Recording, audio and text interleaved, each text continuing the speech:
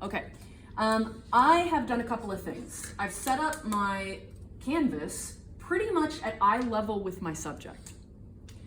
If I'm up here and standing and looking down at my subject, I want my canvas to be that high as well.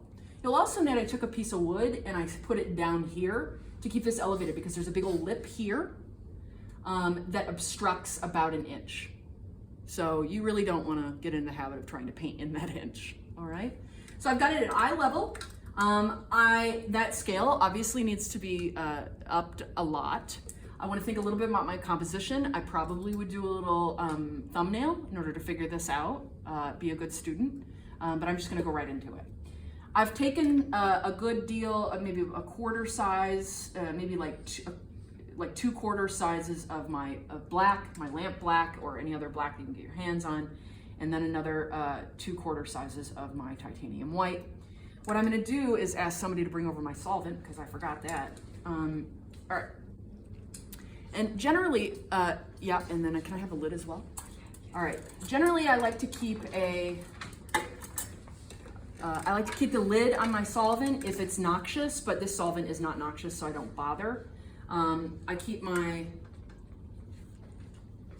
brushes handy. I like specifically 4 shapes of them, and I like having a variety ready to work. So I dip a little bit in my solvent, I pick up a little bit of my black, I make it a little soupy, just a little bit. Does everybody see what I'm doing there? Okay, I don't need to mix a lot, but I need to make it drawable. And so the first thing I'm going to do is I'm going to basically make the general shape of the thing itself.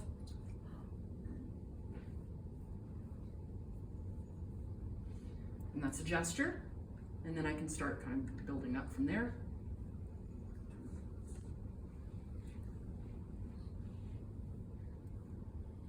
And if I want it that size, I might make it even bigger, but we'll just do this for the demo. I will indicate things like cast shadows, and I've got this wonderful like double cast shadow thing going on here because I have placed myself next to the light. And structurally, I don't need to do a whole heck of a lot with this. I want to indicate some planes. I'm not really thinking about details because I can actually do all of this stuff as I paint. Okay.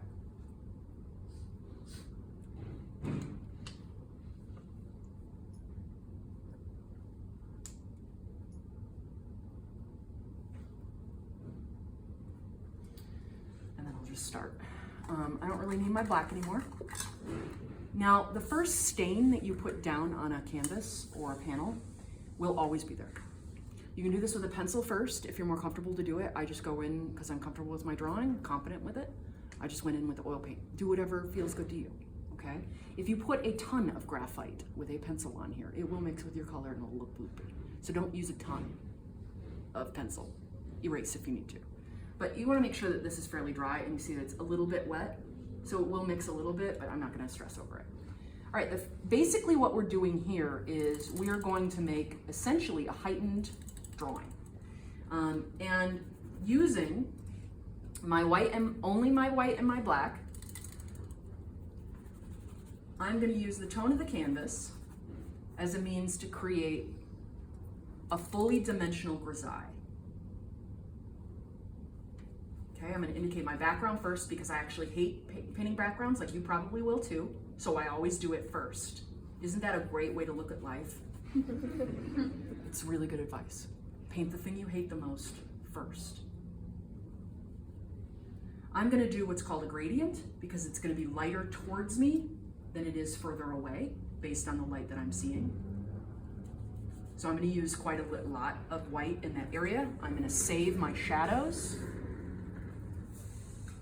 You'll find I probably paint the majority of this with one brush. And you'll also note that because it's still a little wet, that it's really easy for me to spread this paint. I'll probably have to use some more white. Try to go out to your edges. You can leave them fairly unfinished if you elect to, though. It's up to you. But don't, make a decision if you do. And I'll just sort of do this really quickly, moving in. Whenever I make marks, I try to make sure that the marks go behind my subject. I never want a halo. See that little business there? I never want a halo. So whenever I see a halo that I've made, I undo it by feathering it in and making it go behind the subject. Because what I'm doing is illusionism. You may not be into illusionism, that may not be the way you paint, but that's the way I paint. So there's no right way to do it, but if I'm making a halo, I'm undoing the naturalistic tone and feel of what it is I'm trying to accomplish by painting a still life in person. I'm gonna mix a little bit of that black in there. Ooh, way too much, screwed up. Guess I'll just wipe that out and it'll be fine because it's wet. This is why we don't work in acrylics in here, why I teach you oil paint. Bit of solvent. I'm gonna let this be kind of thin. And I'm gonna paint right up to this edge with that gray. And here's why you're gonna love oil paint. Because I can take that I just did. Got my bingo wings flapping.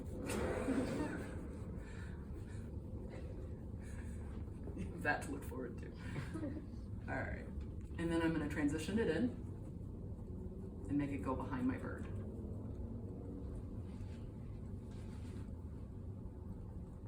Okay, and this is just preliminary. Like I can finish this as I go, but that's the beauty of oil paint, is that I don't actually have to work that quickly. I can actually like very, very slowly model this and feather it out if I need to.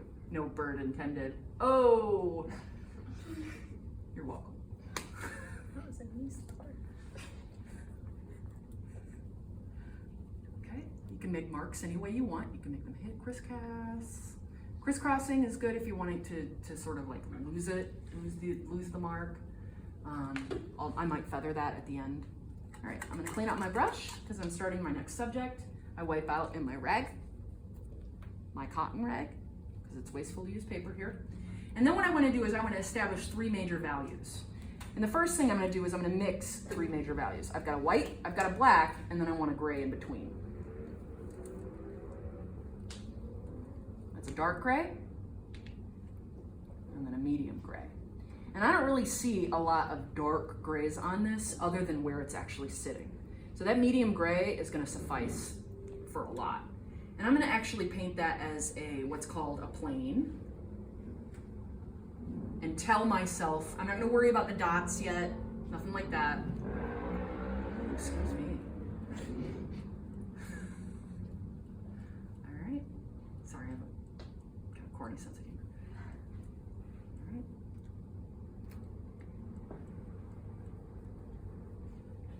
And it's a little too dark right now, but I can go back. No big deal.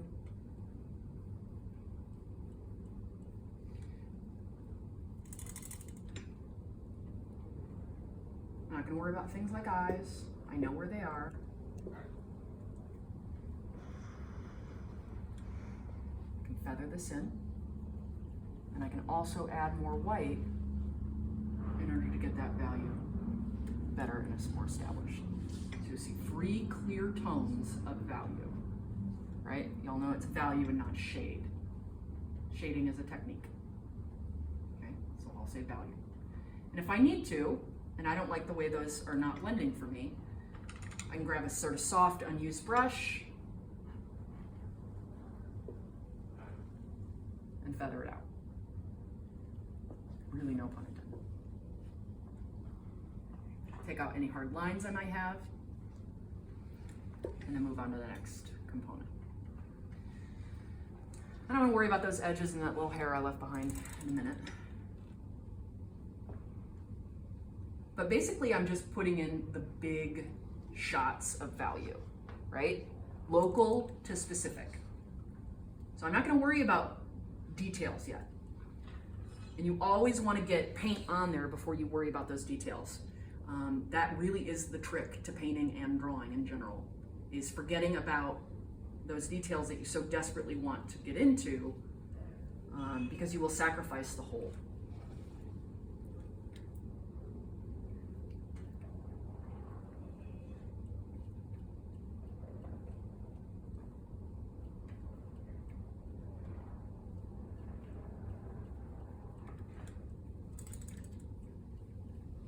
And this is called wet and wet. when I've laid something down and I want to change the tone of it. Okay, so that it doesn't match the tone that's right next door.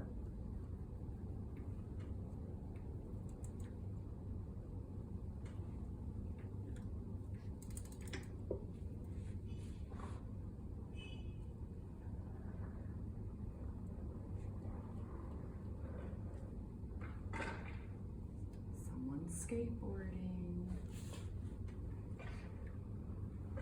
And I'm going to do the same thing with if I squint my eyes, is that bill on that duck darker or lighter than the whole of the duck itself? Darker. Definitely darker. So I know that my local tone is going to be significantly darker, and I'm just going to establish 3 tones, dark around it.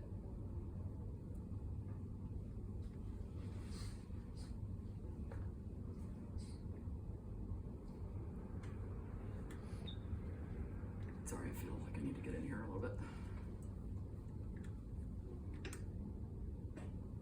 It's almost the same tone all the way throughout, and then there's some specific value. It's going to be highlights.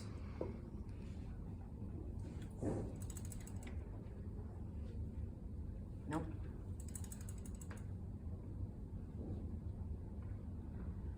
So the whole thing is kind of dark.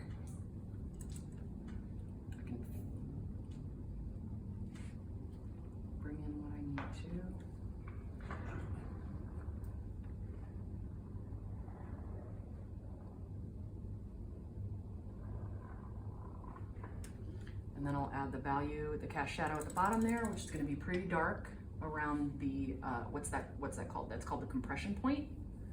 Almost black. And then I'm going to get a little lighter. A lot lighter. Your black can get away from you.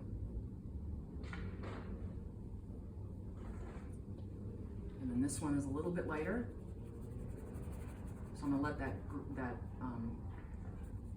orange show through a little bit.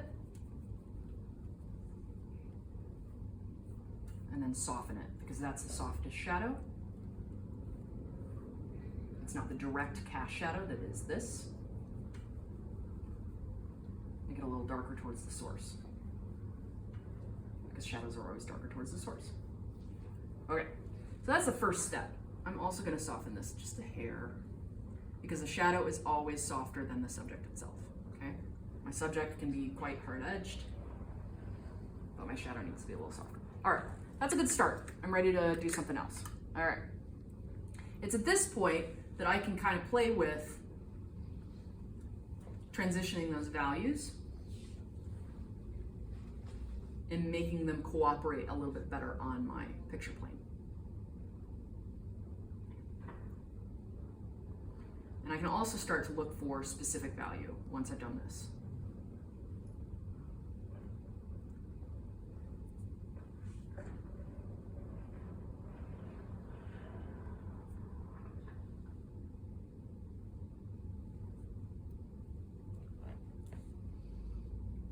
So if you want to, you can break out something like a fan brush if you really want to, but that's really anal. I don't know if you want to be that painter. But if that's something you wanted to do, if it was important to you, you go right ahead. Happy little clouds, yada yada, you get it. And you notice I'm not covering every single element.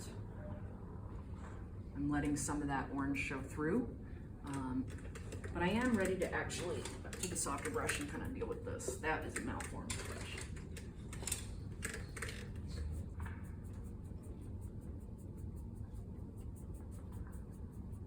And I can be very persnickety with this if I want to be. And you notice I'm not totally afraid of brush marks. Like, that's fine.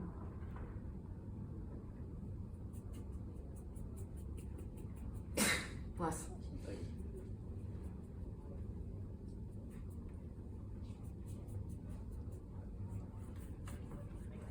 And if you really want to smooth it out, you can do it like that. Just go in the opposing directions. And that's the beauty of oil paint, is if you go back and forth like that, it'll be completely modeled. I could take the whole thing out and kind of lose the edges if I want to, but I will lose everything that I did. So I'll just go right into it, set my brush aside, and then I'll allow myself to go to a smaller brush size. And now I can go into specific value.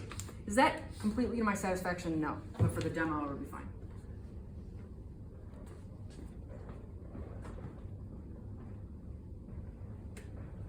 All right, it's at this point that I can really start to build up those values and those specific elements. So I can say, I need a little bit of more dark in here. There's gonna be a reflected tone here, so I need the inside of this core shadow to be a little bit darker. So I'm gonna boost that just a hair. I need this to read a little bit more.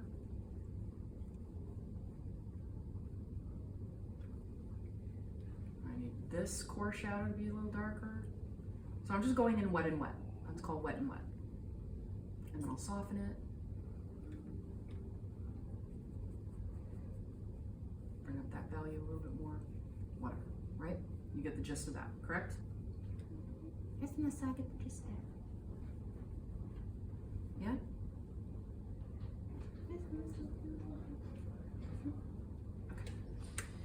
And it's at this point where I can go in and say, okay, I've got some highlights, limited time. There's a little area here that needs to be built up. And you'll note that I paint the thickest with my white.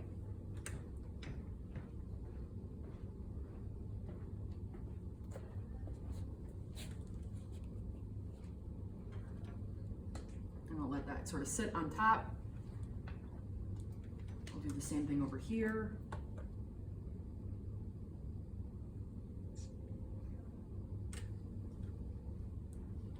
A little highlight here.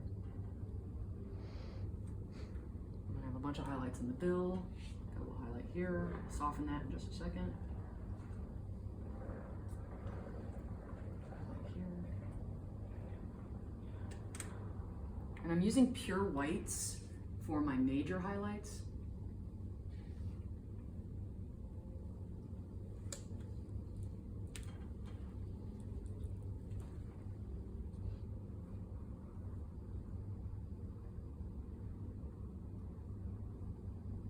You can use a tiny little brush for this if you want to. I'm doing a sort of general painting.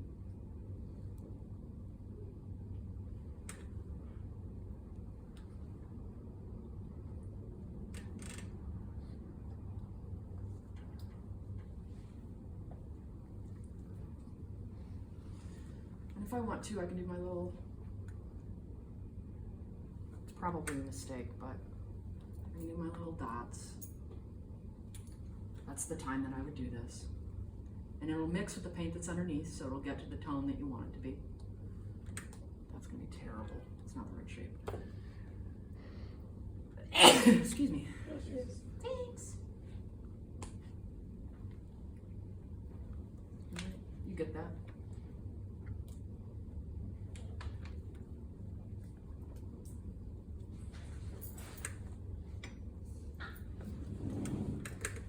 Honestly, I kind of hate the polka dots, but I'm gonna take those out. But that's pretty blunt tip, so I can only do so much with it. I do have finer brushes, so I would advise you to kind of like think about that as you go. But I use I just use a rest. I might thin that out just a hair in order to make that. No, I am gonna use a thinner brush for that.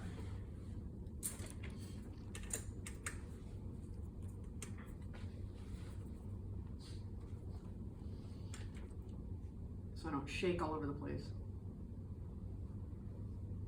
And I'm not going straight black with this.